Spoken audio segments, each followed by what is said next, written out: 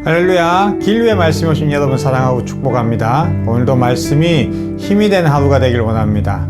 오늘 말씀 본문은 마태복음 18장 21절에서 35절 말씀입니다.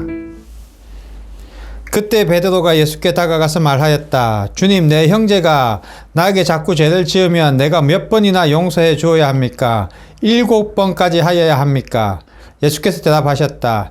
7번만이 아니라 70번을 7번이라도 하여야 한다. 아멘. 여러분, 오늘 여러분의 마음은 좀 어떠신가요?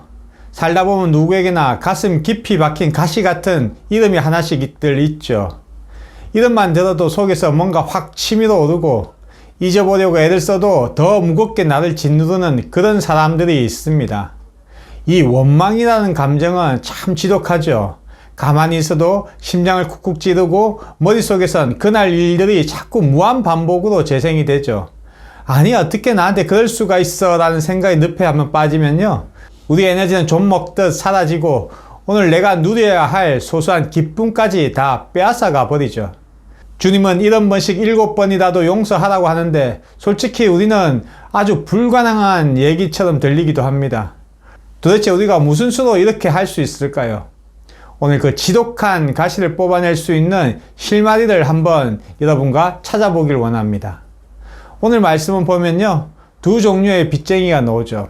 하나는 평생을 벌어도 못 갚을 천문학적인 빚을 지은 사람이고, 또 다른 사람은 그에 비하면 훨씬 작지만 결코 이 빚도 적지는 않습니다.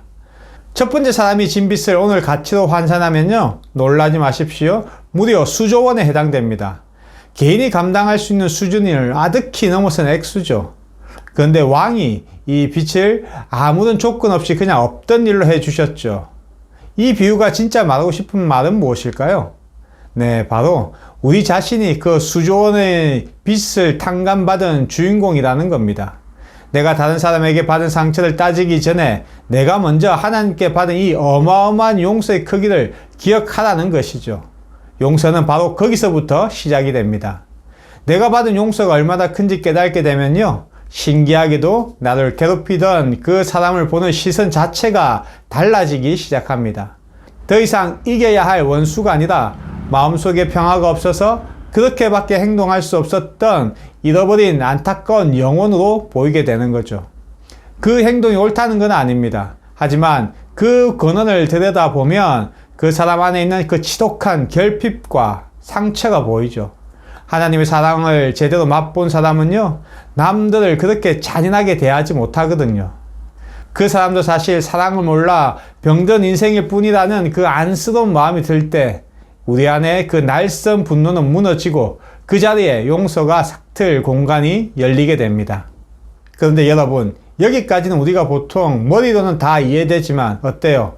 마음이 따라주지 않죠. 미움은 내가 독약을 마시면서 상대가 죽기를 기다리는 것과 같습니다.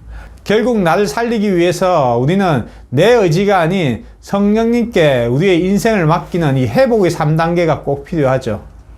그 1단계를 보면요, 바로 내 힘으로는 안 된다고 솔직히 인정하는 것입니다. 내 고집으로 끙끙거리면 좌절감만 더 커지게 되죠.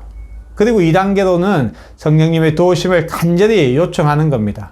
내 자아보다 더 크신 하나님의 힘이 내 마음을 만질 수 있도록 내어드리는 거죠.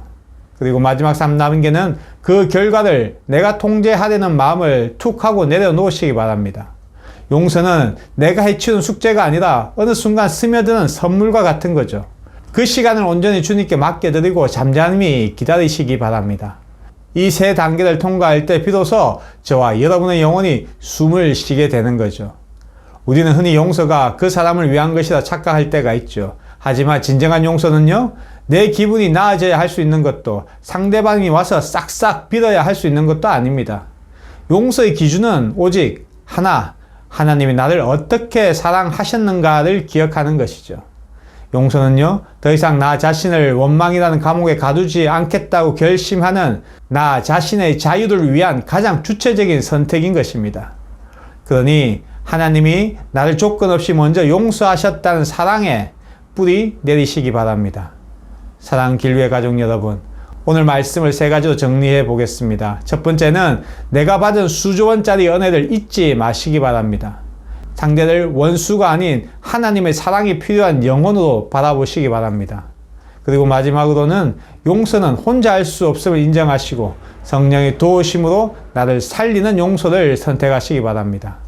결국 용서는 그 사람뿐만 아니라 과거의 상처의 감옥에 갇혀 있는 나 자신을 풀어주고 지금 이 순간 자유를 되찾게 해준 열쇠가 되는 겁니다.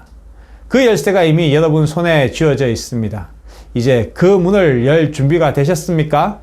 그런 지금부터 주님이 주시는 안식과 평강의 기쁨을 마음껏 누리는 길리의 가족 모두가 되시길 축복합니다.